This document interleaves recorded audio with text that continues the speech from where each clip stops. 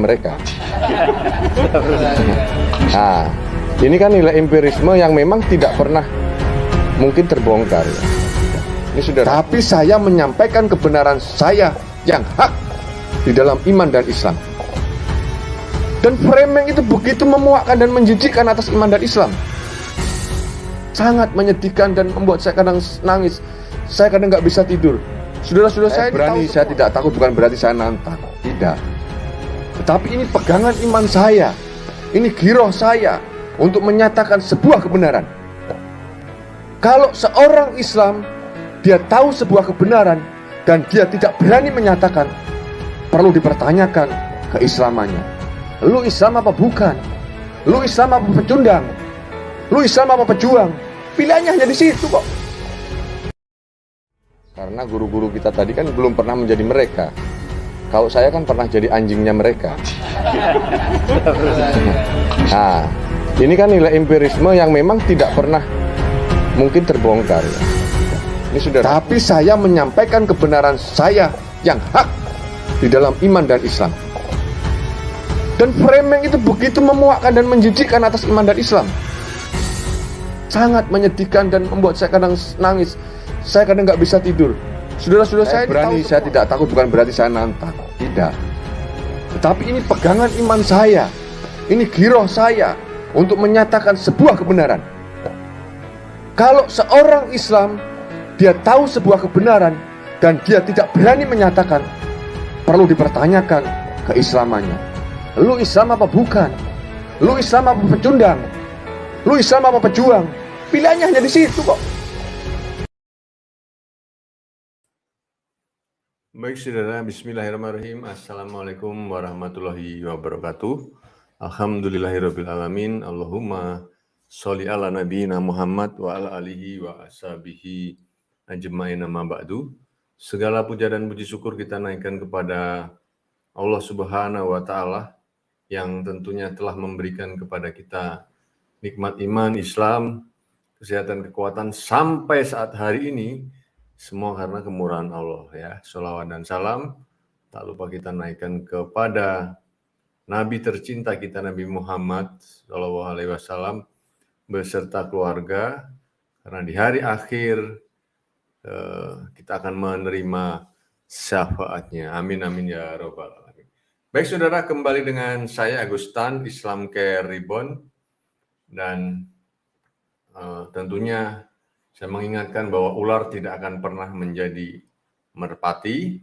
Pekerjaan ular apa? Standar ganda, propaganda, dan adu domba ya saudara. Saudara, ini edisi khusus saudara ya. Edisi khusus malam hari ini kita dengan Pak Iyo ya, sahabat saya. Beliau ini satu sinode dengan saya di gereja saya dulu ya. Alhamdulillah, saya sebenarnya cukup kaget ya, karena beliau ini tahu-tahu mendapat info ya bahwa beliau ini udah berhijrah. Wah, ini luar biasa sekali ya.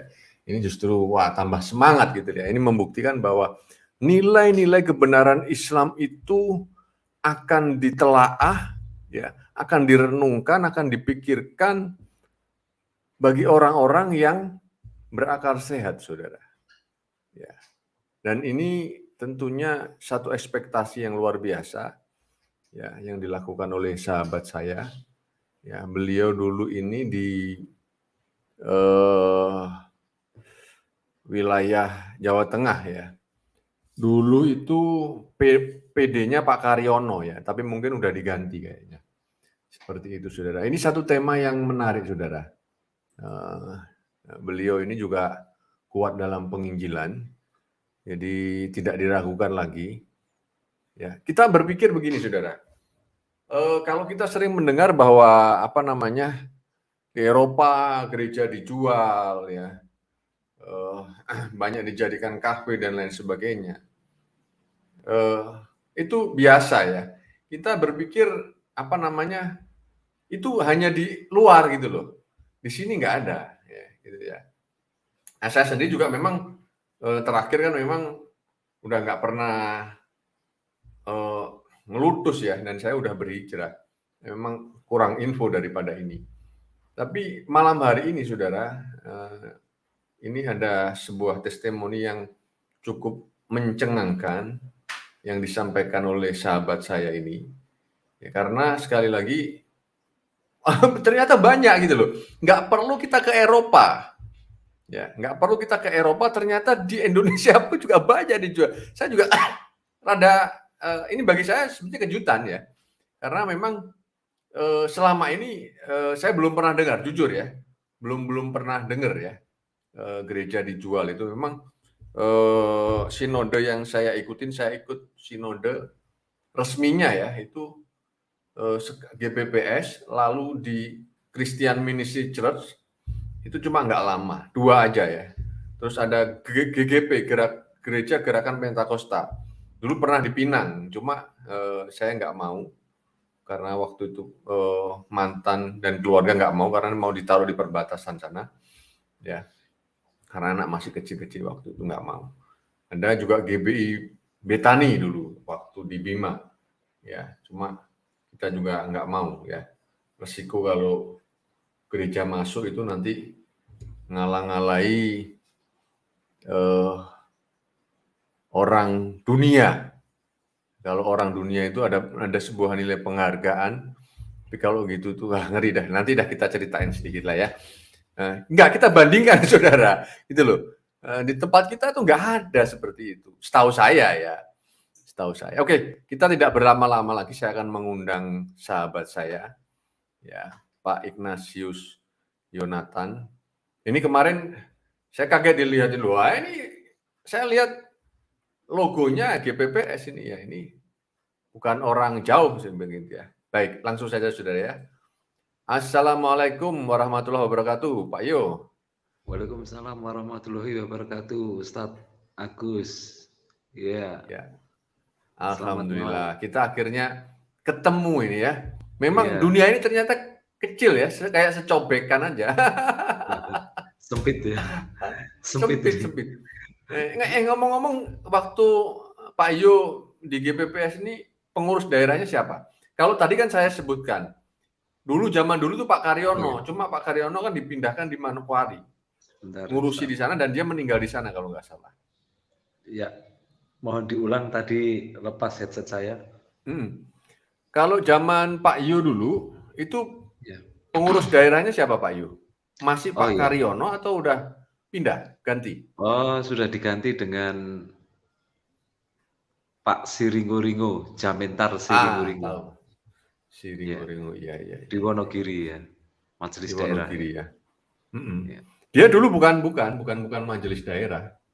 Jadi dulu itu Pak Karyono punya anak namanya siapa ya? Saya lupa. Itu cukup baik ya sama saya. Cuma dia mau ikut campur pribadi saya terlalu dalam, ya udahlah. Kita jalan masing-masing saja. Daripada nanti saya ngomong nggak enak kan, ya udah.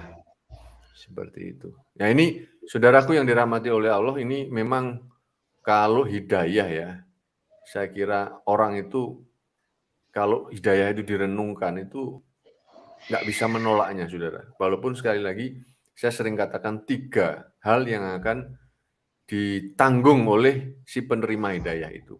Sanksi moral, sanksi sosial, sanksi ekonomi. Itu fakta ya. Tapi malam hari ini kita bersyukur, ya alhamdulillah hambanya Pak Yo udah menerima, udah hijrah, dan dia tampil tanpa tending aling-aling, ya alhamdulillah ya. Udah, berarti mentalnya udah dibentuk ya dengan berjalannya waktu oleh Allah Subhanahu wa taala. Ya, ini monggo silakan Pak Yo. Ini katanya antum ini ada info tentang gereja-gereja itu yang dijual ya.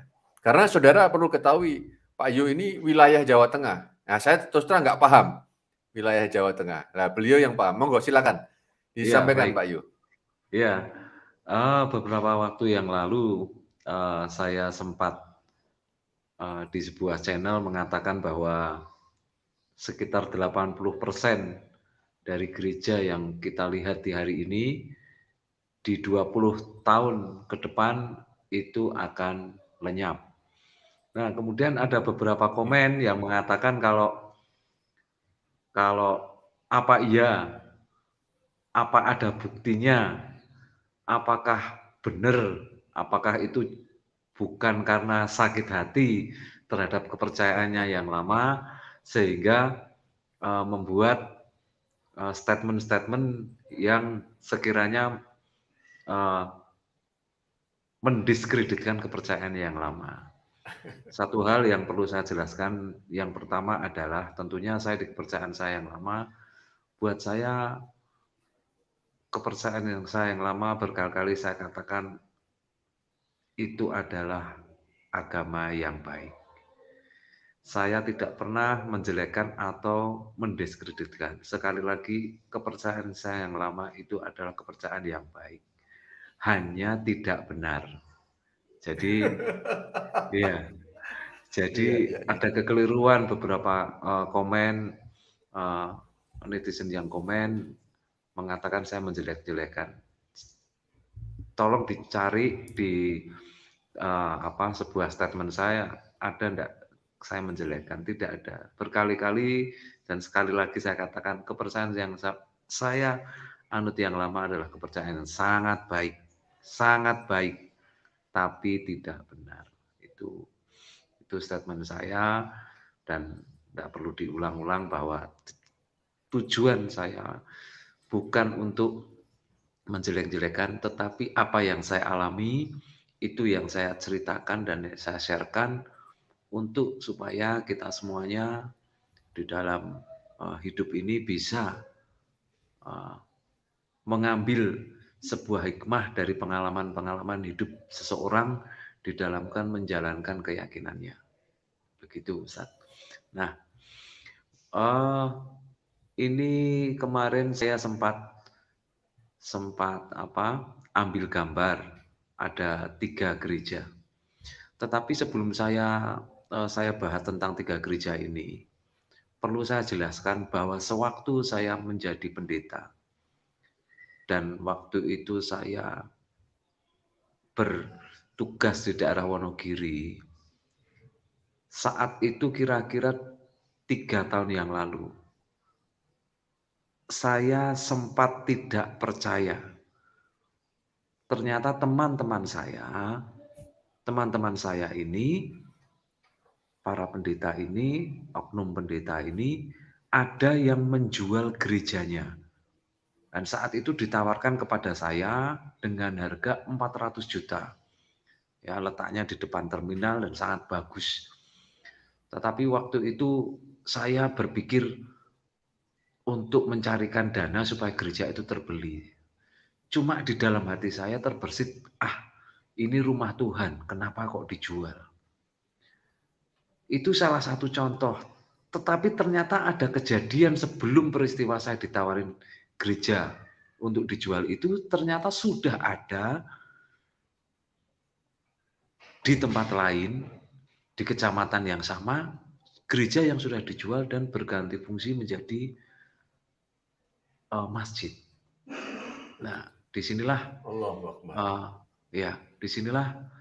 tentunya hari ini yang tidak banyak dimengerti oleh orang-orang Kristen sendiri, dan mereka sering di beberapa channel mengatakan tidak mungkin orang Kristen menjual gerejanya.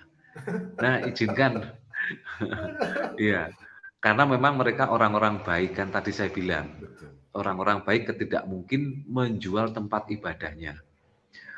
Orang-orang baik tidak mungkin menjual bait Allah. Ya, jadi orang-orang baik. Tapi sekali lagi saya katakan tidak benar. Ya, jadi, ya, ini mungkin bisa dibantu untuk ditayangkan. Yang pertama, gereja yang pertama adalah gereja. Mungkin ini dulu ya, sesuai gambar aja nggak apa-apa. Oh, baik. Ya. Oh ya. Nah, kalau gereja ini, saya suka ini dengan gambar gereja ini.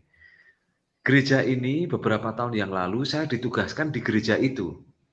Di salah satu sinode, yang sinode ini, begitu sinode ini membuat sebuah gereja ini langsung laris.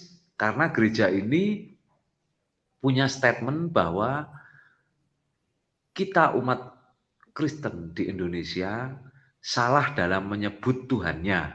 Karena menyebut Tuhannya sebagai Allah. Dan gereja ini punya statement, kalau Tuhannya orang Kristen harus dipanggil dengan nama Yahweh. Wah, tentunya dengan statement ini gereja ini memindahkan jemaatnya dari gerejanya yang lama, ya, untuk kemudian ini pengurus-pengurus di gereja yang lama ini mendirikan gereja yang baru.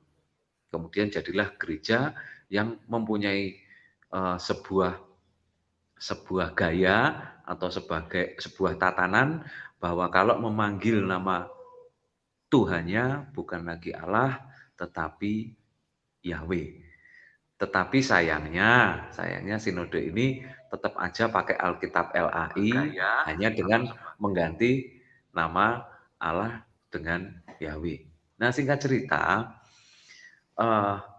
di gereja ini dulu saya masuk di sinode ini dan kemudian bersama dengan pimpinan daerahnya di kota saya, karena ini berlainan kota, kami setiap hari Kamis ke tempat itu. Nah, ketika sampai di tempat itu, kami mulai mengadakan persekutuan doa seperti biasa rutinitas, ya, membuat persekutuan doa, ngumpulin orang. Sayangnya waktu itu yang dikumpulin ya tetap aja kita yang paling gampang nyarinya orang yang sudah Kristen, ya. Kemudian kita pengaruhi, kamu nyebut nama Tuhanmu dengan nama Allah itu salah. Ini yang benar ini kita kan menyebutnya ini pakai nama Bapa Yahweh. Nah, kira-kira begitulah, ya. Jadi penginjilannya bukan lagi nginjilin orang yang belum percaya dengan Yesus, tetapi cuma mindah orang aja dari gereja satu ke gereja yang baru. Nah, ini kan lebih gampang, ya. Ya. Ini kan yang sering tidak pernah dimengerti banyak orang. Gerejanya bertambah banyak, tetapi sebenarnya jemaatnya bertambah sedikit. Ya, hanya perpindahan dari gereja A ke gereja B. Nah, di gereja ini kami mungkin sekitar 3 bulan ini dari kota tempat saya ke kota di mana gereja ini ada. Tetapi kemudian karena didapati pertumbuhan jemaatnya tidak seperti yang diharapkan, ya, ini ternyata pemimpin saya ini pebisnis gereja kelihatannya. Waduh. Ya, ketika didapati kami, ketika kami ini jemaatnya tidak bertumbuh dengan baik dan tidak sesuai yang diharapkan, ya akhirnya bosen, ya, karena kita bawa mobil, bawa makanan, ya, bawa tim dari satu kota ini, ya ternyata nggak tahu ini, ya, bosen atau uangnya sudah habis atau gimana. Tapi saya kira kalau uangnya habis enggak, ya. Cuma hitung-hitungannya kemarin saya bilang ini kalau bisnis ini, ya. Ya, pakai bahasa. Ya, ini jadi ya sudah, akhirnya gereja ini dibiarkan begitu saja dan saya baru tahu itu 1 minggu yang lalu. Saya kepengen mengenang tempat-tempat di mana dulu saya melayani sebagai pendeta. Sampai di tempat itu saya lihat gerejanya kosong, ya kan. Kemudian saya tanya ke penduduk setempat, Pak, sudah lama tidak dipakai, malah pagernya itu juga hilang. Jadi itu motor saya itu, ya, yang diberi, ya kan, saya terima dari Yayasan Al-Mutadin ini. Terima kasih Ustadz Agus, juga Ustadz Iswir, juga Ustadz Edi ini, ya, membantu saya. Kalau tidak ada motor itu saya bisa jalan kaki gitu, ya. Jadi berkelana ini, ya. Jadi itu gereja yang sangat bagus sebenarnya secara bangunan karena itu terletak di pinggir jalan raya besar, ya. Tetapi tadi saya suka tadi bahwa ular tidak mungkin jadi merpati, ya. Jadi pendirian gereja ini seringkali yang membuat salah satunya saya meninggalkan kekristenan adalah praktek-praktek seperti ini. Ya, bayangkan waktu gereja itu dibangun, tentunya ada orang-orang yang belum tentu punya uang, mempersembahkan uangnya untuk bangun gereja karena sebuah keyakinan, atau mencari orang-orang dari luar negeri memberikan dananya untuk membangun gereja tersebut. Tetapi setelah jadi bangunan gereja, ternyata fungsinya tidak pernah seperti yang diharapkan oleh orang-orang yang diajak untuk membangun gereja tersebut. Coba bayangkan itu. Gereja demikian bagus, tapi ditumbuhi ilalang, belukar, dan tidak ada kebaktian di situ. Nah, ini salah satu contoh di mana praktek seperti ini semakin hari semakin membuat saya merenung. Apanya yang salah ini? Awalnya dari pengajaran yang salah, kemudian akhirnya praktek-prakteknya juga tentunya akan menjadi salah. Setuju. Ya, gitu Ustaz. Yang jelas itu salah di dalam menyembahnya ya saya kira. Nah, kalau saya ngomong belak-belakan, salah di dalam menyembahnya sehingga ini pandangan saya, implementasinya juga berbeda ya. Nah, akhirnya di situ ya banyak gangtau, cari cuan ya dan lain sebagainya. Iya. Seperti itu. Iya. Jadi kalau yang disebutkan teman saya ini, Pak Iyo ini, wah itu biasa di gereja jotos-jotosan itu biasa, istilahnya seperti itu. Saya paham persis itu. Apalagi gereja itu ada yang 1-2 gangsternya, yang kecil-kecil itu nggak dianggap. Jemaah yang kecil-kecil itu kasihan. Dianggap ya apalah gitu ya. Jadi gini, saudara, ini bukan masalah sakit hati atau bukan. Ya. Ini fakta. Ya biarlah. Tapi itu kan memang lagu mereka kan dikit-dikit kepahitan. Pahit itu obat daripada kemanisan. Kemanisan kencing manis ya. Rata-rata kan seperti itu kan. Gitu loh ya. Jadi ini bisa nanti menjadi komparasi ya. Artinya apakah di kita itu ada? Ya, kalau perwujudan dari moralitas yang cukup rendah, bagaimana bisa mengatakan bahwa itu ajaran kasih? Ya. Bahkan gereja yang terbesar di Surabaya itu apa sih? Saya lupa, Betani itu anaknya itu tembak-tembakan itu rebutan gereja kan. Sama ini papanya. sebetulnya hal-hal betul. Ya. Amoralitas yang sangat rendah, amoralitas yang rendah yang dimiliki oleh pemimpin-pemimpin rohaninya. Nah, sebentar saya sambung. Yang disampaikan Pak Yo tadi, yang disebut itu, ya itu pengurus daerah itu, si R itu. Di pusat pun, di sinode GPPS, itu anaknya ditendangin semua. Ya, nggak ada yang jadi gembala, nggak ada. Tidak ada sistem penatua itu tidak ada. Di dalam GPPS Pantai Kosta itu tidak ada sistem penatua. Ketika Om Ishak meninggal, ya orang-orang yang otaknya pinter-pinter tapi moralnya itu setan, diubahlah ADPRT ya, anggaran dasar rumah tangga, sehingga menjadi gembala jamaah. Ini mengerikan, Mas Saudara. Ya. Mengerikan, sangat mengerikan. Gembalanya 3 ya. Waktu gembalanya itu gembalanya 3. Terus 2. Ya. Terus jadi 2. Iya. Anaknya Om Ishak yang berhak memiliki itu ditendangin semua. Ada yang dimasukkan bui. Itu guru saya, Om Yusak Santoso, dimasukkan bui. Ya. Kemarin, saya caci maki itu. Saya pengen, gini loh ya, mereka ini pada sakit hati, Pak Yo. Ya. Ketika kita berbicara itu sakit hati, pendeta palsu lah, apalah ini. Biar aja, anjing menggonggong, kafilah berlalu. Mereka ini kan herder gereja, biasa. Kerjaannya gonggong macam kita dulu lah ya. Kita dulu kan disuruh gonggong aja kan. Istilahnya kan seperti itu. Ya kan? Dan mereka akan mengingkari fakta-fakta yang kita kasih pun mereka akan mengingkari. Ya itu wajar saja. Sampai sekarang tidak ada yang berani ngomong secuil pun ya tentang saya. Kemarin guru saya WA saya, "Dik, kamu gimana kabarnya?" Itu saya buat status itu. Ya. Jadi begini saudaraku, ini memang ini saya tambahkan ya, kita sambil sharing ya, nanti bergantian. ketika kita beriman ini kan mencari sesuatu yang hakiki, saudara. Lah kalau diajari maling, bojok, ya, gegeran, gaya apa jadi pendeta? Betul. Betul nggak, Pak Pendeta? Mantan. Betul nggak? Ya kan? Buat apa? Loh kamu nggak usah jadi pendeta, tak ajari sini kalau hanya pengen gebuk-gebukan. Pengen jadi preman. Saya ini juga kenyang di jalan. Saya ini sekolah Alkitab kan cukup umur ya waktu itu ya, sekitar 26, 27 lah ya. Jadi kami kenyang gitu loh.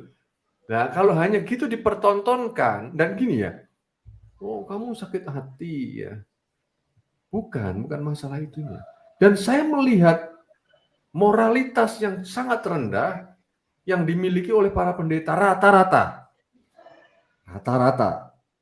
gitu ya. Mulai, ya maaf dulu zaman saya sekolah Alkitab Surabaya itu ada berapa murid yang ditidurin, bermasalah itu, ya kan. Tapi cuma memang tidak pernah mencuat, gitu. Ada banyak hal. Nah, persoalannya sekarang ini kan saya menjadi Muslim ya, itu nggak ada loh apa yang disampaikan. Ya kalaupun ada ustadz niduri santri, ya semua bisa terjadi. Cuma persoalannya kan kadang nggak berimbang. Ya. Yang di blow up itu hanya kaum Islam saja. Ini kan kerjaan-kerjaan pecundang gitu. Makanya Pak Yu, saya pun berjuang sampai titik darah penghabisan. Saya akan memperjuangkan iman saya. Gitu. Saya nggak akan berhenti karena faktanya apa yang disembur-semburkan oleh gereja, disembur-semburkan kita ini dulu nggak ada di dalam Islam, nggak ada, tidak ada.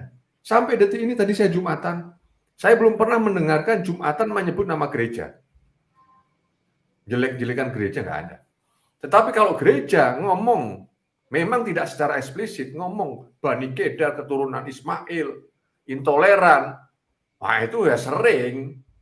Memang tidak pernah menyebut, bukan tidak pernah menyebut, ada lah ya, yang mungkin komsel gitu. Tapi kalau pas ibadah yang kayak gereja di pusat apa, bahasanya kan Bani Kedar, ya kan, keturunan Ismail dan lain sebagainya, dihajar terus kita. Nah, oleh karena itu, ya saya berharap lah saudara saya ini Pak Yu, doakan saudara ya, bisa berjuang ya untuk memperjuangkan iman dan Islam. Jadi membela agama Allah itu bukan, itu kan tafsiran mereka. Allah tidak perlu dibela. Tidak perlu, kita justru yang dibela oleh Allah. Ya. Jadi sekali lagi saya sangat senang. Jadi ini maaf ini, motor ini dari antum-antum semua saudara ya. Jadi saya kembalikan lagi seperti janji saya ya, untuk membantu siapapun yang membutuhkan. Jadi tadi Pak Yu sudah mengucapkan terima kasih ya.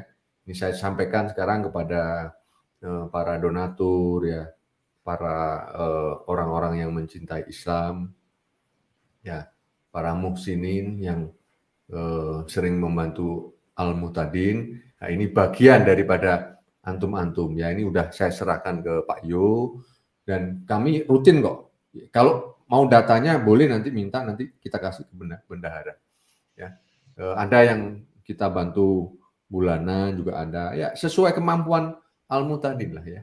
Tapi artinya bahwa saya bersyukur hidup saya jadi berkah ya di dalam iman dan Islam. Nah, kita juga akan melihat nanti ya Pak Yu dalam proses, kita doakan terus, mudah-mudahan beliau eksis nanti ya. Kita sama-sama berjuang dan saya lihat semangatnya beliau ini juga luar biasa saudara ya. Udah beranilah tampil. Ada banyak orang kan, ya itu sah-sah saja juga ya. Pertama belum berani, tapi saya lihat beliau ini udah nggak tahan saja lah, ingin memperjuangkan iman dan Islam. Nah, ini luar biasa ya saudara. Baik, saya sambung dengan foto yang selanjutnya ya. Nanti biar diterangkan oleh Pak Yu.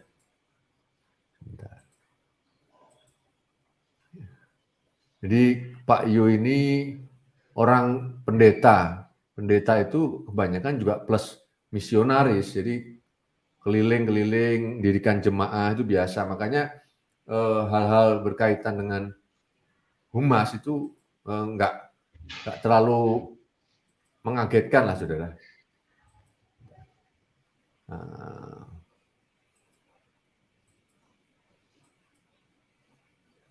Kita loncat-loncat nggak apa-apa ya Pak Yu ya. Pak Yu kan udah tahu nih. Nggak apa-apa. Iya, baik Ustadz. Nah, mangga silakan.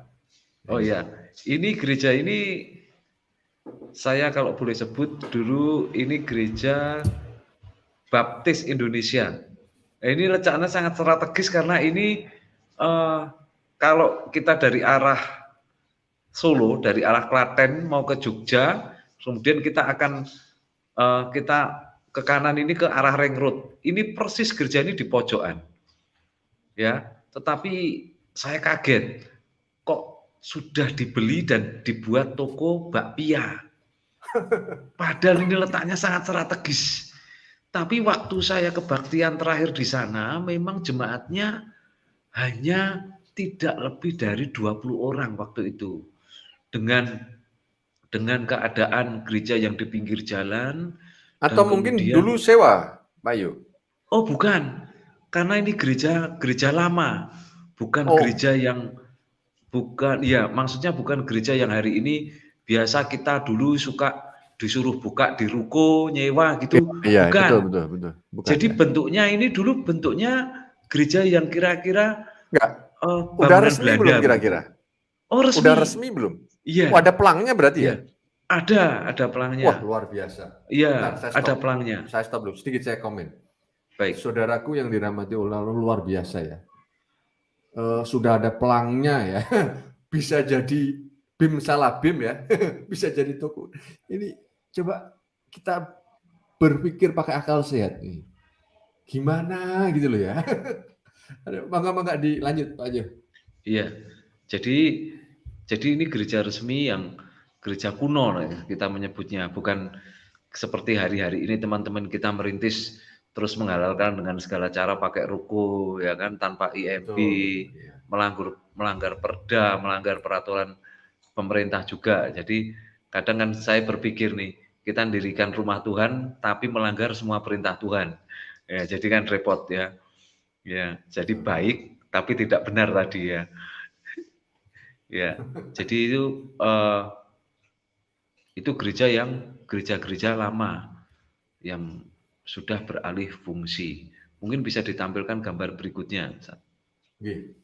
Gambar berikutnya ya. Bentar.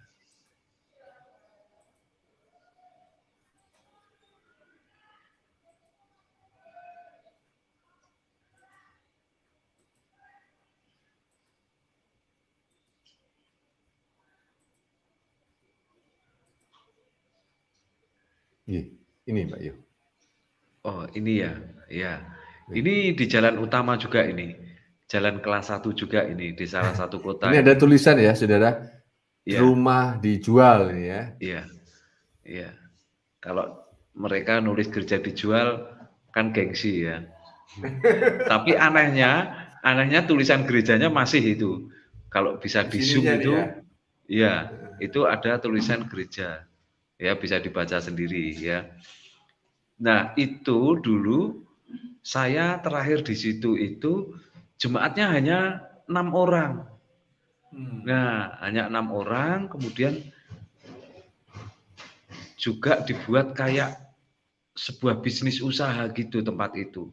Tapi kemarin saya lewat kaget, loh, wah gereja tempat saya ibadah di situ waktu dulu baru-baru mengenal Kristen kok dijual, kaget saya itu. Ya. Sementara saya baru mendokumentasikan ada 3, tetapi di data saya ini yang mau saya ambil gambarnya dengan bantuan kamera yang baik dan video yang baik, saya ada sekitar 15 yang saya data ini. 15 ya. Iya. Nanti ini beberapa channel yang kemarin mengcounter bahwa bohong, tidak ada yang dijual. Silakan tempat-tempatnya bisa minta data ke saya. Ya, silakan hubungi Ustadz Agustan dan minta nomor WA saya. Kita ketemu di tempatnya juga tidak apa-apa ya. Jadi kita buktikan siapa yang suka bohong.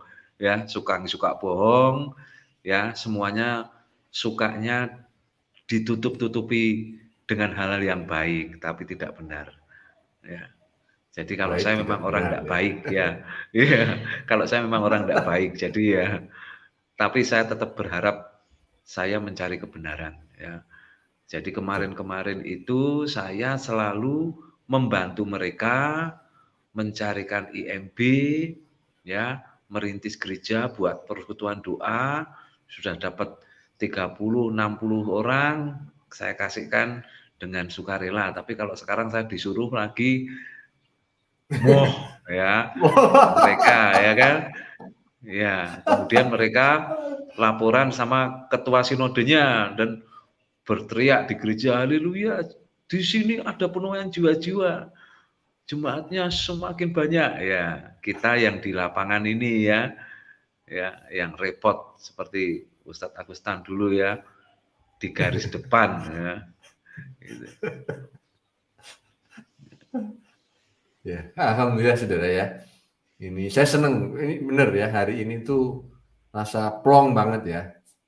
Jadi ketemu dengan sahabat satu sinode ya, yang tentunya udah seiman, ini luar biasa loh saudara.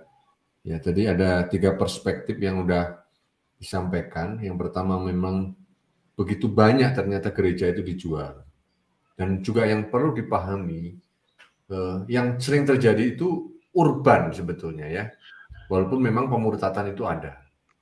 Di daerah mana itu zaman saya dulu tuh di Jogja Pak Yu, ya termasuk Gunung Kidul itu, punya Ustadz Yusuf itu. Ada yang ngaku kiai kan.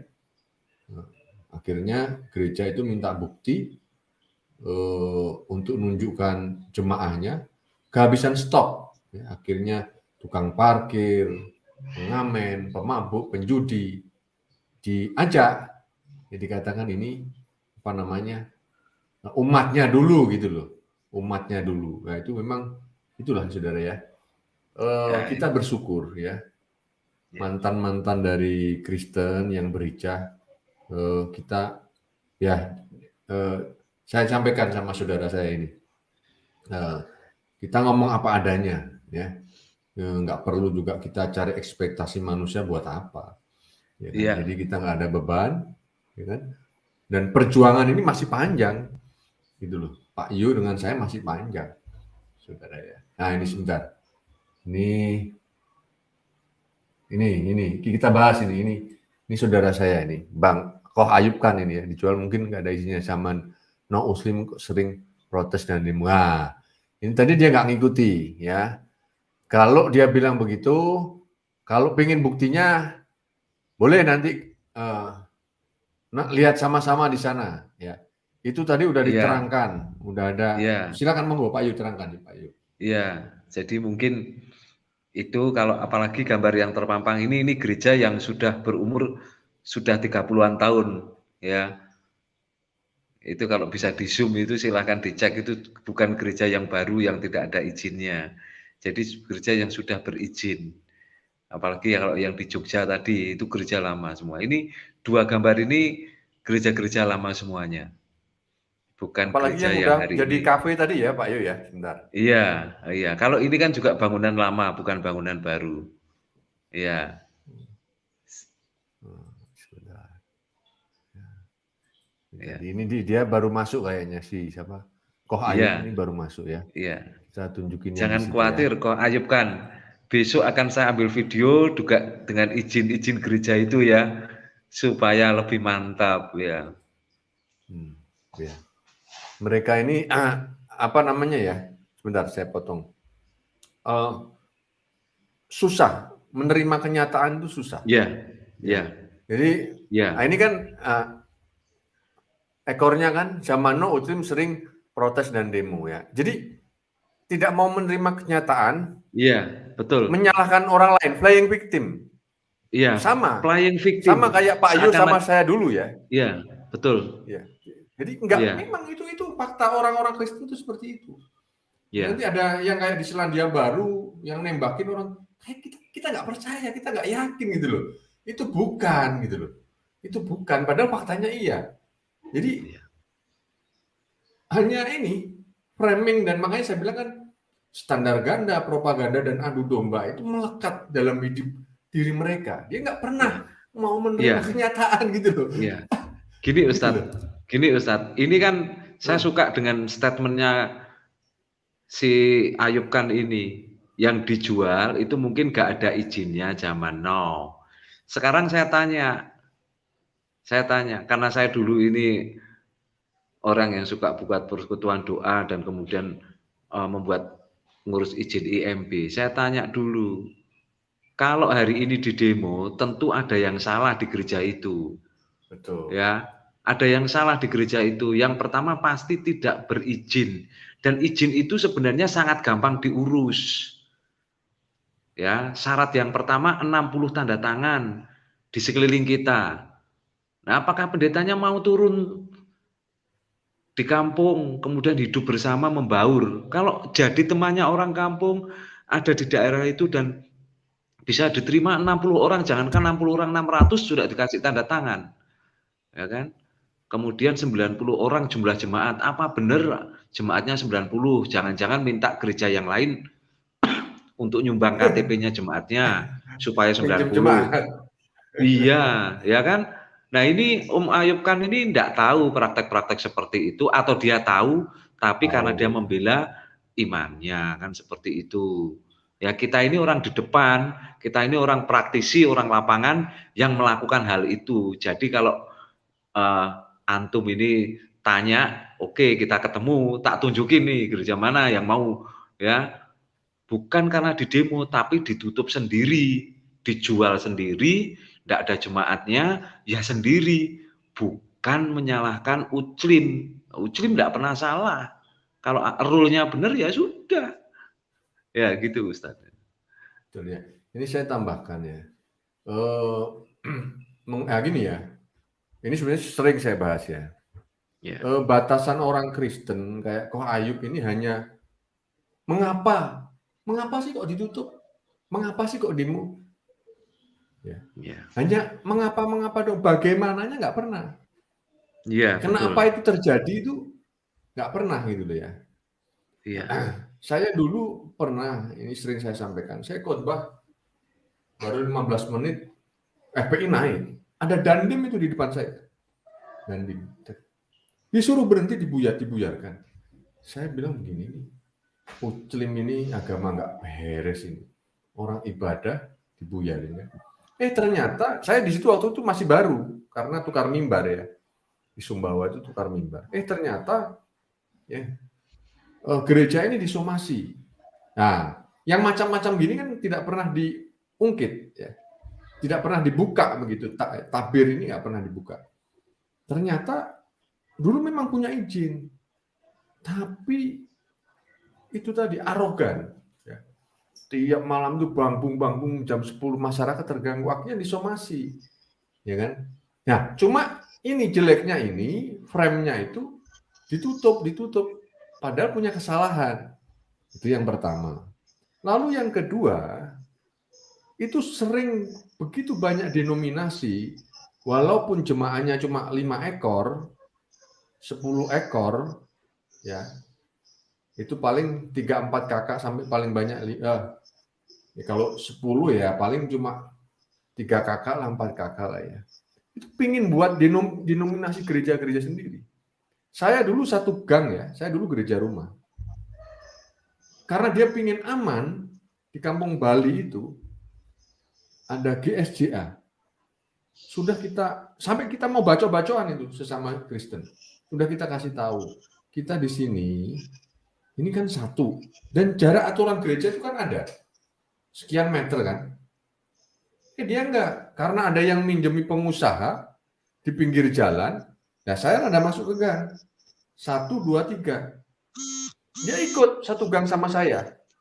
Sampai mau saya punya majelis itu mau baca-bacaan sama pendetanya, sama jemaahnya mereka di sana di SJI. Nah, seperti ini. Ya, ini yang kadang saudara Kristen ini menutup mata, membela imannya itu terlalu buta, gitu loh ya. Nah, sehingga kalau ada terjadi sesuatu, ya hanya itu tadi sering protes. Jadi dikatakan Zamano, Uclim kan sering protes dan demo. Yang dimunculkan hanya sering protes. Mengapanya? Kenapa kok di demo sih? Kenapa kok diprotes sih? Itu nggak pernah ditunjukkan. Nah ini kan saya kira terlalu munafik banget ya. Jadi kesempatan sebagai seorang minoritas itu dimanfaatkan begitu luar biasa, gitu loh.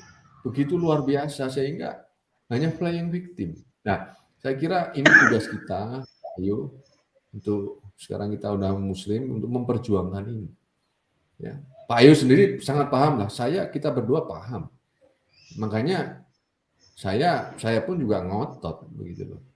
Dan hal-hal seperti Ko Ayub ini ya, terlalu banyak, tutup mata.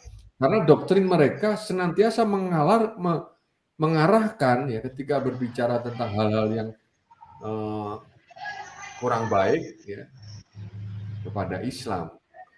Jadi udah terdoktrinasi kebencian itu begitu luar biasa. Walaupun dia sendiri yang salah, ya mereka akan melemparkannya pada umat Islam. Itu yang mengerikan lah. Saya pikir mengerikan. Kemarin beberapa bulan yang lalu belum jauh. Mungkin kalau Ko Ayub Khan ini mau ketemu dengan saya tunjukin nih, ya. Gereja ya. Jemaatnya mungkin hanya 25. Tapi karena pendeta ini pinter ini cari dana, gerejanya sudah dibangun lantai 3. Tapi izinnya ruko. Kemudian didemo. Pertanyaan yang salah yang demo atau yang tidak taat peraturan? Jelas tempat ibadah itu harus izinnya juga tempat ibadah. Jangan tempat ibadah izinnya ruko. Terus ketika saya ketemu dengan pendetanya, saya ngomong, Pak, saya bantu untuk urus izin IMB-nya. Beliau yang terhormat dari suku Lewi ini menjawabnya begini, oke, terima kasih. Saya terangin dulu Pak, ngurus izinnya bagaimana, Bapak sudah tahu belum? Situ atur aja. Enggak Pak, gini loh Pak, kira-kira biarkan Bapak dan saya ini ketemu RT-nya dulu, kita kenal RW-nya dulu, ke kelurahan, Polsek dan Koramil, kemudian Bapak saya ajak naik nanti ke FKUB, saya urutin tahap-tahapnya. Beliau bilang yang terhormat dari suku Lewi ini bilang begini, atur aja, pakai sogok aja juga enggak apa-apa. Ya. Jadi buat bait Allah dengan nyogok, coba. Ya. Jadi saya disuruh nyogokin itu semua ini, mulai dari RT, RW sampai semua, sogokin semua aja. Dengan hal seperti itu, tapi bangunnya gereja. Nah, saya itu justru peristiwa inilah yang semakin menguatkan saya untuk meninggalkan. Ya, meninggalkan pekerjaan pendeta. Ya. Mau kemana? Mau bekerja sebagai apa pendeta. Jadi banyak orang hari ini ya kita sering kayak saya sekarang ini sering ada dari teman saya dulu ngomong saya menjual agama. Yang menjual agama itu orang yang mencari uang dari hal-hal yang mengatasnamakan agama. Ya kalian itu. Emang dulu saya pernah dapat uang dari hal-hal seperti itu. Bukannya kalian yang bisa bangun rumah tapi bilangnya mau bangun gereja, setelah jadi cuma ditinggalin keluarga. Nah, hal seperti ini tentunya tadi sudah terbiasa. Mereka lebih halus. Kalau saya kan kasar, jadi maunya ya sudah mau selesainya bagaimana. Tapi mereka kan temannya banyak, halus-halus semuanya. Jadi kira-kira nanti saya lagi yang salah, ya kan? Padahal iya, ya. Jadi seperti statement Ustadz Agus, sudah muak jadi anjingnya. Ya, sudah muak. Ya. Disuruh ke sana kemari masih salah juga. Ya. Ke sana kemari masih salah juga. Ya, itulah ya. Ini komen Ko Ayub Khan ini ya. Emang Pak Ayu yakin semua masjid dan musola ada izinnya? Saya dulu yang menjawab ya, habis itu giliran Pak Ayu. Oh baik. Saya setuju ya, saya setuju. Ya. Sekarang saya balik ya, kalau di Timor ya, macam di Timor. Terus saya pernah di Manado lama ya. Itu per 50 meter, 100 meter itu ada gereja. Apakah di sana juga ada izinnya?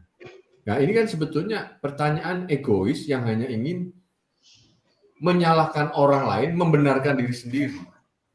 Seperti ini sebetulnya saya lucu ya. Kok Ayub, coba Kok Ayub ke Papua ya, atau ke mayoritas Kristen lah. Apa mereka di sana ada? Nggak ada juga. Di sana itu kalau ada isu-isu sedikit, saya gini dulu, saya memandang Islam itu buruk-buruk ya, yang kecil lah, ya, pedang lah, ya, kekerasan lah. Kalau di sana, saya itu pernah tahun 2000 ya di sana itu, gereja itu dijaga sama bawa pedang semua anak-anaknya. Bawa pedang semua. Nah, terus masalah kencelengan di pinggir jalan. Kalau yang diolok-olok kan di masjid di sini. Nah, kalau di Manado sana, sama. Gereja juga masang kencelengan di pinggir jalan, di tengah-tengah. Bendera dikibar-kibarkan begitu. Terima kasih, kendaraan 504 sekian, Tuhan memberkati, sama. Nah, yang menjadi pertanyaan, berarti Islam ini niru orang Kristen tentang sumbangan-sumbangan di pinggir jalan itu niru. Gitu loh. Mereka kan lebih tua, ya kan? Niru. Jadi sebetulnya pertanyaan Ko Ayub ini hanya ingin membenarkan begitu loh ya. Semua masjid di musola, saya setuju. Ya, mungkin juga ada banyak yang nggak berizin. Tapi kalau ini dibalik, di mayoritas sama. Jadi gini loh ya, hukum mayoritas minoritas itu faktanya memang ada. Cuma bagaimana ya hukum ini dikelola dengan baik. Jangan dibuat hanya standar ganda dan propaganda. Itu aja yang saya jujur, mungkin Pak Yuni kayaknya seide dengan saya, tipe-tipe orangnya ya. Halnya kon ngajari maling aja, tak ajari gini loh. Gak usah jadi pendeta. Selesai urusan. Iya. Monggo Pak Yuni itu apa pendapatnya? Dia katanya, jadi gini. Izin dan musola ada izinnya katanya. Iya. Ya, ini pertanyaan bagus ini. Ini pertanyaan bagus ini. Ya, saya suka sama Ko Ayub kan ini ya. Mungkin ini karena membela imannya seperti ini, saya suka orang-orang seperti ini. Dulu kan saya seperti itu, tapi lebih dari apa yang dilakukan oleh Ko Ayub kan ini. Lebih dari itu kan. Lebih dari hanya cuma komen-komen begini, karena saya ya gereja di demo, saya nyawa saya taruh ya. Jadi lebih dari itu. Ya gini. Pemerintah Indonesia itu sudah kerepotan ngatur gereja tentang bagaimana terlalu banyak sinode sehingga memutuskan untuk dibatasi hanya sampai 300 sinode. Itu pemerintah membuat regulasi supaya apa? Gereja tertib. 300 sinode dibatasi. Kalau tidak dibatasi, di Indonesia ini bisa 1000 sinode. Ya. Boleh cek di pemerintah ya, 300 sinode cukup. Jadi kalau ada sinode, hari ini ada orang mau buat sinode, nunggu gereja yang lain bangkrut. Apa ada ya banyak toh, beberapa gereja yang besar termasuk gereja saya dulu itu kan membeli 1,5 miliar izin gerejanya dari sinode yang bangkrut, gereja kesukuan, untuk dipakai nama dia dan kemudian jadilah gereja yang besar. Kan begitu ya, itu satu. Yang kedua, pertanyaannya, banyak gereja dibangun hari ini di daerah-daerah dulu pelayanan saya, apakah mempresentasikan kebutuhan? Lah wong yang sebelah-sebelah sana aja gerejanya itu ada jemaahnya cuma 10, kok bangun lagi sebelah situ ya. Nah ini loh yang tidak pernah dipikirin, selalu mikirannya gereja kita kok bangun gereja enggak boleh loh. Lah wong gereja yang dibangun yang baru ini, yang baru ngurus-ngurus izin ini, jemaatnya pun bukan dari orang yang dulu tidak Kristen sekarang jadi Kristen, bukan. Dari gerejanya dulu ini pendeta ikut gereja mana terus memisahkan diri kok. Bukan urban. Hasil dari menginjil. Ya kok Ayub ini kan belum paham. bukan hasil dari menginjil terus membutuhkan bangunan gereja, bukan itu. Tapi dari hasil sebuah perpecahan. Ya, kok Ayub ya. Bukan orang pendeta sampean ini nginjil, kemudian oh sudah banyak ini penuaian berlaksa-laksa, padi sudah menguning, ini saatnya gerejanya butuh bangunan. Bukan itu, tapi laporannya ke sinode, ke atasannya biasanya seperti itu. Ya, padi sudah menguning dan sudah dituai, itu laporannya. Tapi kenyataannya bukan, kenyataannya itu barusan dia bergereja di sana, mecah dirikan gereja yang baru, itu yang betul. Ya nanti di video-video berikutnya akan saya tampilkan, misal gereja berkapasitas 12.000 yang ibadah cuma 100. Kok Ayub boleh komen nanti ya. Ada lagi ya gereja nanti jemaatnya yang hadir cuma 3 ya. Ini di minggu loh ya. Nanti akan saya buat banyak video seperti itu. Kalau gereja yang dijual ini, karena ini protes terus, nanti sekalian saya kasih ini loh izinnya, sudah berizin, ya gitu kan. Karena kemarin waktu saya jadi mu'alaf, ya kan, karena banyak bekas orang Kristen yang jadi mu'alaf, jadi penipu nih, minta sumbangan ke sana kemari, kemarin saya menyertakan ini kartu pendeta saya, kartu baptis saya, ya supaya tidak menjadi fitnah. Ya, saya suka hari-hari ini dan saya akan terus berperang melawan kebohongan. Ya, kebohongan tentang bagaimana tempat-tempat ibadah ini dibangun. Ya. Gitu Ustaz. Ya ini saya tambahkan. Jadi saudaraku yang dirahmati Allah, udah komplit ya. Karena Pak Jo ini, makanya begini ya, kalau seorang misionaris itu belum tentu pendeta. Tapi kalau pendeta pasti misionaris. Karena dia akan mencari jemaah, bermisi saudara. Karena misionaris itu setahu saya di GPPS sama di Christian Ministry Church itu bukan jabatan. Yang jabatan itu pendeta, struktural itu pendeta. Oh iya. Kemarin saya sudah dilihatkan kartu itu disimpan aja Pak Jo buat gemes-gemesan. Ayo yang nuduh, ayo berani taruhan potong lidah kalau saya bukan pendeta. Jadi biar kita nggak capek-capek nanggapi gitu loh. Kok Ustaz Agus hari ini buat Koh Ayub kan ini nggak usah repot-repot membela di medsos. Hari ini ya saya itu masih kasih dana satu gereja. Biasanya gereja ini pemusiknya dikirim dari pusat mereka, dikirim nih. Bersudah 7 tahun dikirim. Jadi di gereja kecil ini tidak ada yang bisa main musik, main keyboard, main gitar, kemudian kajon. Dan pendeta lokal ini minta tolong ke saya, Pak bisa enggak kira-kira pemusik nunggu dari pusat dikirim, nanti kadang mereka bisa enggak datang. Nah hari ini saya dengan penuh kesadaran, gereja lokal itu anak-anaknya saya leskan keyboard sampai hari ini masih. Monggo Koh Ayub kan gantiin saya ini, gantiin bayari loh ya. Gurunya datang harus dibayar. Gurunya datang harus dibayar. Gerejanya yang di pusat bilang kalau mau kepengen main musik ya les aja sendiri. Nah, ya toh. Coba digantiin itu jadi les keyboard, les gitar, nama les drum. Ya, satu guru itu sekali datang 75.000 Koh Ayub. Ya, monggo silakan saya antarkan ke gerejanya, monggo ketemu sama hambanya ini untuk apa?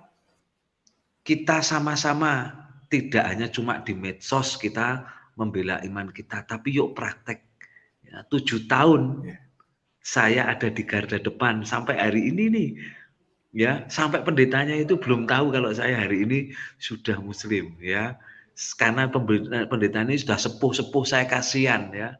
Saya kasihan karena rumahnya dijadikan gereja, Bayangin loh, rumahnya dijadiin gereja sama gereja yang besar tanpa diganti sepeser pun.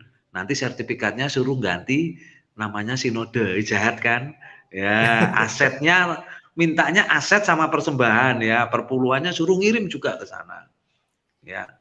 Tapi ketika anak-anaknya ini butuh keterampilan supaya kalau minggu ndak nunggu-nunggu pemain musik dari sana, ndak mau untuk ngelesin, padahal sudah dikasih itu tanah bangunan untuk gereja. Baik kan? Tapi ora bener. Gitu loh. Nah, praktek-praktek gitu kok kan tanya ke saya. Terus kita jalan bareng naik motor boncengan, tak tunjukin praktek-praktek kebohongan yang tapi ditutup dengan rapi dan baik karena selalu padatannya pakai mobil, pakai jas, pakai dasi. Kan orang baik-baik. Iya, nek kita kan naik motor, pakai jas hujan. Orang jahat mesti bajingan-bajingan ini. Nah, kan begitu. Ya kan? Jadi nutupnya pakai pakaian rapi, naik mobil bagus, bicaranya halus. Ya, baik, tapi ora bener. Luar biasa ya penjelasan. Jadi gini saudara, tadi udah dijelaskan, ini saya aminkan ya. Udah dijelaskan oleh Pak Yui. Sebenarnya yang banyak yang terjadi itu memang ada, memang kantong-kantong penginjilan itu ada. Banyak pemurtatan juga ada, tapi juga banyak yang kembali. Jadi yang terjadi itu memang perpecahan gereja. Nah, yang kurang ajarnya lagi, ya sinode perorganisasi ini minta dirikan gereja masing-masing. Lah piro gitu loh. 10 ekor minta gereja sendiri, 10 ekor minta gereja sendiri, ya kan? Padahal aturan, makanya dibuat SKB 2 menteri ini supaya tertib. Iya. Nah, kenapa saya ikut? Karena pernah, iya. ntar ya. Pertanyaan ini, kenapa nggak mau gabung saja? Nah ini kan karena cuan sama bocuan. Iya. Perpuluhan lagi ujung-ujungnya, saudara. Jen. Senyum-senyum itu. Iya. Iya. Jadi itu mereka tengkar, pukul-pukulan, ya enggak pernah dikasih itu. Tapi saya akan ambil videonya itu pendeta tua yang dipukul sama pendeta yang lebih muda, gara-gara ada satu jemaatnya yang pindah, ya kan? Saya akan ambil testimoni mereka. Nah, hal-hal tersebut itu mantap kan, itu. ya harus hari-hari ini untuk di-sharekan. Saya tahu resikonya, nanti saya diserang secara pribadi. Enggak apa-apa kan, sudah tanggung ya. Ya, 7 tahun ya ditaruh di daerah, merintis, kalau sudah banyak jemaatnya diganti sama orangnya. Ya, sudah biasa kok kan. Sudah biasa, enggak apa-apa. Nanti dipindah ke sana lagi, merintis, sudah banyak, apalagi ono wong sugih sing numpak mobil, diganti saka yang dari pusat uwonge juga. Ya itu biasa. Biasa. Ya, enggak apa-apa. Oke gitu kok Ustadz Agustan, keterbatasan HP saya ini. Siap. Ini ada lagi satu ya, ini saya akan jawab. Ya. Ini jadi kokan. Kalau di tempat saya mah itu urusan pemerintah, lapor saja kalau ada yang benar. Oke, setuju ya. Jadi ada yang namanya FKOB, ya, Forum Komunikasi Umat Bersama. Nah, ini tujuannya untuk mengatasi hal-hal yang seperti ini. Tapi saya mau tegaskan, ada juga orang-orang Muslim yang pragmatis ya, yang money oriented. Ini yang salahnya. Sehingga keberadaan FKOB itu tidak bisa berfungsi dengan baik. Tidak bisa berfungsi dengan baik. Sehingga sekali lagi terjadilah yang namanya akumulasi kejengkelan ya, yang memuncak sehingga wajar. Makanya ini pun dikembalikan kalau ini di daerah mayoritas, Ko Ayub bisa akan tahu. Tapi persoalannya gini loh ya. Kalian ini tadi udah kita jelaskan ya. Dalam membela iman itu membabi buta. Baik, tapi apa tadi slogannya? Tidak benar. Baik tapi tidak benar. Gitu. Jadi jangan sepa. Maksud saya itu jangan sepa. Bisakah seperti itu? Ya, jadi saya kira berat, dalam hari ini memang berat. Jadi apapun kebenaran yang kita lihat bahwa itu memang istilahnya murni bener lah. Nah, Anda nggak bakal bisa nerima. Dan Anda akan itu playing victim tadi itu. Ya, SPA itu tadi standar ganda, propaganda, dan akan menyalahkan. Padahal itu oke lah. Kita katakan itu 100% murni bener. Ya. Tapi Anda pun akan tetap menyangkal. Anda pun akan menyalahkan. Justru orang yang benar. Gitu loh. Seperti itu. Nah, ini memang susah. Kalau masalah ini memang susah. Ya, saya di dalam Islam saya menemukan perbedaan ini, Pak Ju. Betul. Perbedaan betul, ini. Ya. Betul. Saya sangat menemukan. Betul. Nah, oleh karena itu saya katakan ya, sampai akhir hayat saya, nanti ini sampai saya kejang-kejang pun saya akan makan menyuarakan kebenaran Islam. Tidak akan surut bagi saya. Apakah saya sekarang sudah sehat? Belum juga. Tapi ini giro saya. Ini semangat saya untuk menyatakan sebuah kebenaran. Seperti itu. Nah, silakan monggo dijawab kalau ada pertanyaan ini. Kalau di tempat saya itu mah urusan pemerintah, lapor aja kalau ada yang nggak benar. Betul? Iya. Ini kalau kita debat dengan oten ini itu mereka itu banyak. Iya. Tapi gini ya, saya ini kan bukan orang yang tidak melakukan apa yang hari ini dikatakan Koh Ayubkan ini. Artinya begini loh, saya itu berkeliling 7 tahun itu bukan waktu yang pendek. Kemudian ini ketika memutuskan untuk berislam ini adalah sebuah akumulasi dari apa yang saya lakukan selama ini. Ternyata saya melakukan dan membantu orang melakukan kejahatan, kan begitu. Ya, tadi seperti misal izin nyogok, gitu. Ya, kalau standarnya sampean memang sukanya nyogok bangun gereja ya berarti itu standarnya begitu. Itu satu, ya kan. Kemudian mengatakan izin tidak dikasih, siapa bilang? Ya, siapa bilang?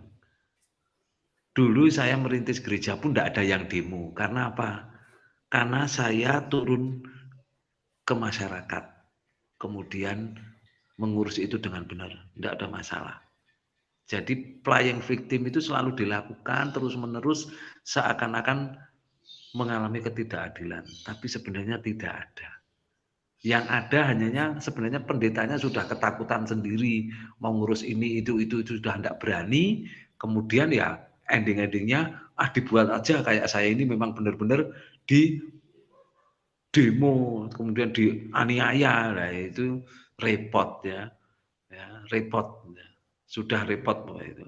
Ya tadi kayak Koh Ayub kan membela gereja, itu enggak punya izin. Nah, naik gereja umurnya 35 tahun enggak izin di jalan raya besar itu ya enggak ada. Ya pasti sudah punya izin. Ya. Apalagi gereja-gereja yang lama itu sudah punya izin. Ya menurut saya Ustadz Agus ya, monggo lah. Tapi saya akan mengajukan fakta dan bukti. Silahkan komennya aja. Ya dari oten ini silahkan mau komen apa, saya akan menyajikan fakta, bukan hoak. Ya, saya tahu hoak itu melanggar hukum. Di Islam tidak boleh membuat berita-berita yang tidak benar, harus apa adanya. Ya, menampilkan apa adanya. Dulu saya suruh nyari jemaat sebanyak-banyaknya, ya, kemudian nyari angkot, ya, dibawa ke gereja, ditampilkan, banyak ini mau dibaptis, padahal itu orang bayaran semuanya Rp25.000 ya. Nanti di gereja, gitu kan.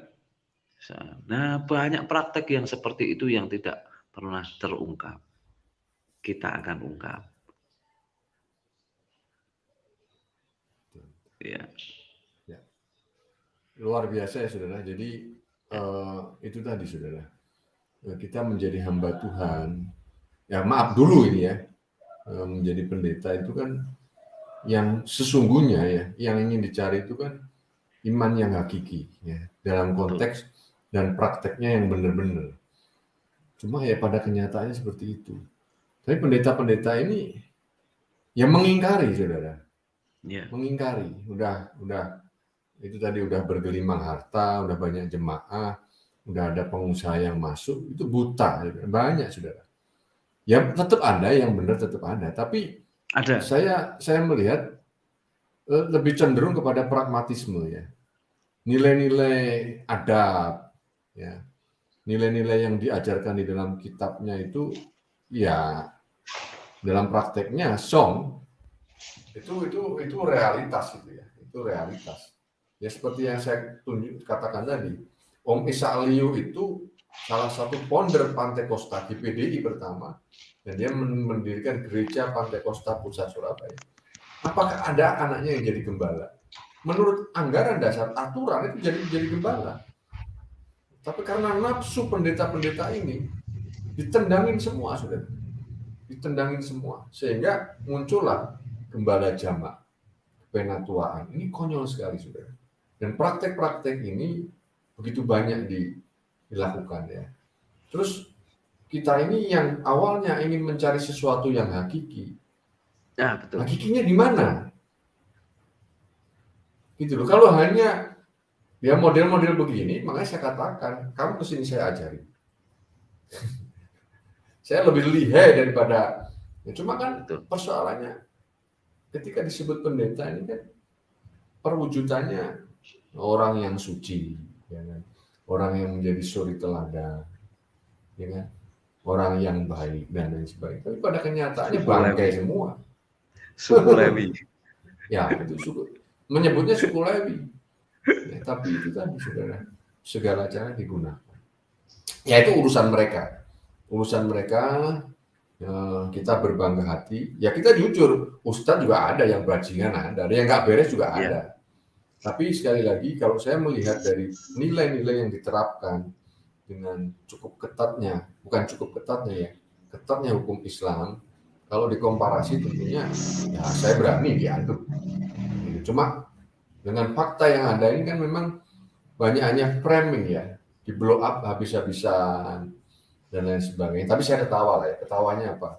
Karena saya tahu juga banyak orang yang pendeta yang nyelingkuin pekerjanya, niduri pekerjanya, bahkan yang dikonselinginya jemaahnya apanya. Cuma karena persoalannya minoritas ini kan jadi kebungkus rapi, saudara. Ya. Tapi kalau kita yang udah kayak tawon, kayak tawon, ya, seperti itu. Ya sekali lagi kita dukung ya Pak Yung, ini akan menjadi mitra kita semua. Ya bukan hanya mitra saya, tetapi mitra umat Muslim. Mudah-mudahan diberikan kesehatan, ya sehingga sekali lagi ya, kita ini boleh menjadi mujahid ya. Dan saya bersyukur karena bukan orang jauh gitu loh ya, yang saya kenal ternyata orang dekat, satu sinode dengan saya, dan apalagi dengan satu bukti selembar surat ada penugasan dan lain sebagainya. Ini yang luar biasa. Kita tidak terasa sudah 1 jam 13 menit. Baik Pak Yu, silakan closing statement-nya. Ya, Kita akan akhirin saja. Atau gini, sebentar, saya kasih satu kesempatan kepada pemirsa yang mau masuk, monggo.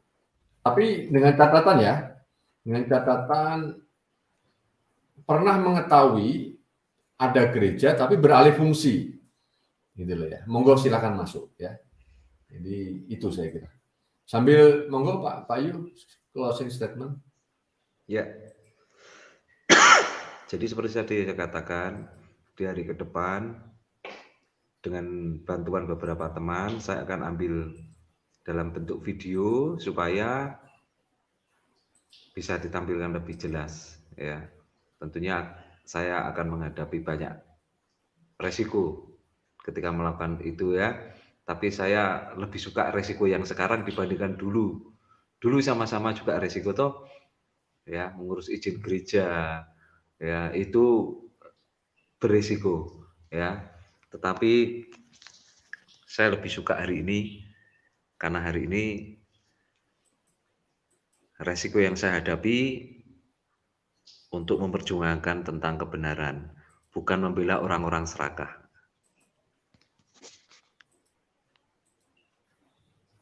Ya, luar biasa ya pesan yang disampaikan oleh Pak Yu tadi. Boleh diulang sekali lagi pesannya Pak Yu? Monggo silakan. Ya. Baik, jadi di hari-hari ke depan kita akan nampilkan cerita-cerita, video-video tentang kebenaran fakta-fakta yang terjadi, yang selama ini tidak terungkap di dalam dunia kekristenan. Demikian Ustaz. Ya. Wassalamualaikum. Baik, ya terima kasih untuk Pak Yu. Jadi tadi Pak Yu ingin mengungkapkan fakta-fakta yang terjadi yang itu tidak pernah terungkap atau mungkin ditutup-tutupi. Gitu ya, saudara. Saudara, kita dukung terus Pak Jo dalam doa dan kita dukung juga untuk membuat channel ya beliaunya ini. Setidaknya ya beliau bisa siar. Tadi udah saya kasih tahu, saya kasih semangat. Ya, nanti pelan-pelan saya ajarin buat channel, ya kan. Dan memang yang saya pesankan tali silaturahmi dengan saudara-saudara yang lain dibangun supaya setidaknya ya ukhuwah Islamiyah itu semakin kuat gitu ya. Alhamdulillah kemarin udah ketemu Koh Dondi, ketemu Ustadz Yusuf dan teman-teman yang lain. Tentunya ini menjadi spirit gitu ya. Saya sangat senang karena dengan waktu tidak terlalu lama ya itu Allah yang ngatur lah ya proses itu. Oleh karena itu biarlah proses ini tentunya menjadi spektakuler, menjadi luar biasa dengan campur tangan Allah Subhanahu wa taala. Ya. Amin. Kita dukung terus Pak Yu. Takbir. Allahu Akbar. Allahu Akbar. Allahu Akbar. Ya, baik saudara, kita akan akhiri, nanti kita akan ketemu lagi dengan tema-tema yang baru dan pelan-pelan nanti Pak Yu mungkin dengan kebutuhan untuk streaming ini bisa tercukupi sehingga bisa membuat channel sendiri.